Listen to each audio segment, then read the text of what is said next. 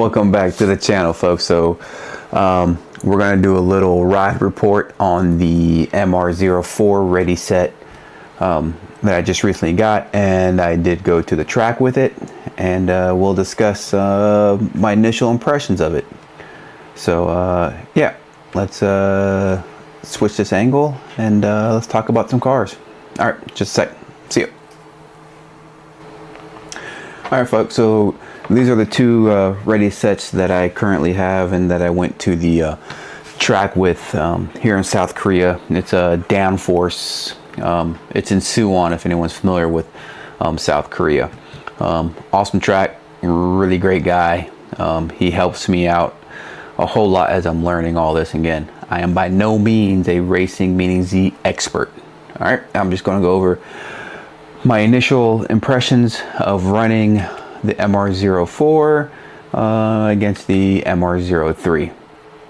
So the initial track time, I ran it out the box, and I know a lot of people say you can't really run the track when it's not on the training mode. It's true, you really can't punch it because it will spin out, but I gave it a shot, went around the track a few times, and with the current track layout, the best time I got was like a 20-second lap. Again, that is bone stock, 20-second lap. With the MR-03, which is no longer bone stock, I was running like a 14.069. I might have a picture of it. If I do, I'll put it somewhere as an overlay so you can see. What we got? All right, let's take the body off of the 04. All right.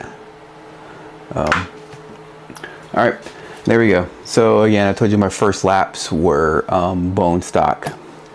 All right, so what did we do to it? Replace the tires. All right, so we put in the aftermarket tires. Hold on, I'll show you which ones I actually went with. All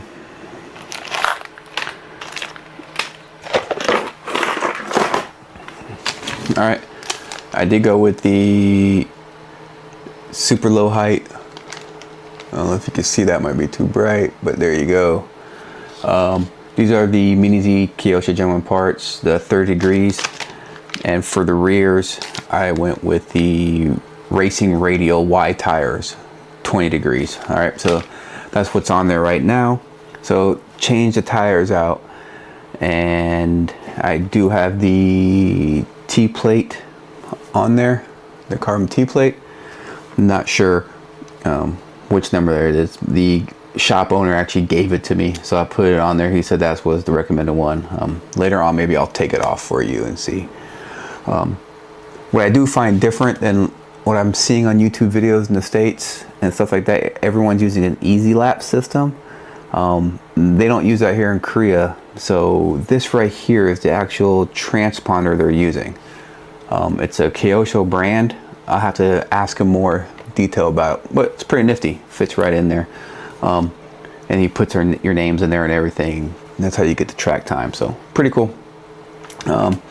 Other than that, besides the tires, I do have replacement bearings for it. I did not install those. Reason why is because the track owner said I didn't need to, and he basically took them all out and he cleaned them. He cleaned them, lubed them, has this little cool machine that vibrates to get all the junk out, and then he put them back in there. All right, so it helps a little bit, but I do have the aftermarket bearing set for it. I just didn't get to it. Other than that, then of course I am the batteries, right? They're not the Kyosho ones. They're the PN Racing 750s. And that is pretty much all that was done to it. All right, so with the stuff, with what I just said, what I did, all right, I was running a 21 second lap bone stock. I went down to a 14.1. That's it. I mean, like over 6 seconds of time just with tires, more or less, and the T-plate, of course. I'm sure it played a factor, but I think the main thing is the tires. With my MR-03, I am running like a 14.06, something like that. Same thing, it's just tires, batteries, the T-plate, and a bearing wash, I guess, more or less, for lack of a better term, what he does to it. What I will say, the differences, all right, I think that point, not even a second difference between the MR-03 and 04 is that I do have a Futaba 10PX bound to the MR-03, and that does give me a greater connection feel with the actual car. So maybe that came into play, I don't know yet until I bind this to it, but with this one I was running the stock transmitter on it. So I will say, like, again, I mean, tires definitely makes a difference. Other than that, what was the difference between these two cars? I will say that the MR-04 turned a lot crisper. I mean, it was pretty significant.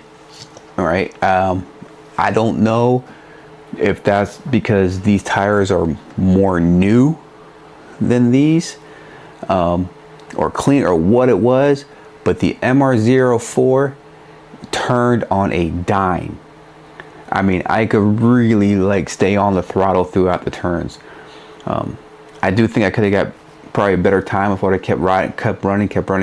I think I only ran like 40 laps, 50 laps, just because the battery was starting to die and I had to go because I had other engagements to go to. But yeah, this bad boy really turns, and I'm really looking forward to see what I can all get out of her.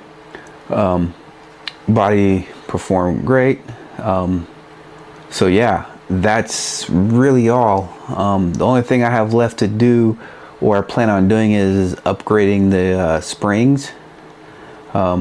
At some point I need to find the circle dampener thing for the back, right? Because I am getting that chatter when I'm going real fast. Around the turn I do get the chattering around, and I'm assuming that is a result of what's the current shock that's up there. Again, so that's pretty much it. My initial impressions, like I said, I think it's well worth the upgrade, right, for the price. I mean, these are not terribly expensive. Like I said, $179 from Super G. Well worth it. Again, do you need it? No, but I'm starting to think that I might have my MR-03 here as a loaner vehicle, because I do have a buddy that comes with me, and he does drive my car just because he doesn't have one, and I don't think he's really going to get into it. He just comes along for more for the company.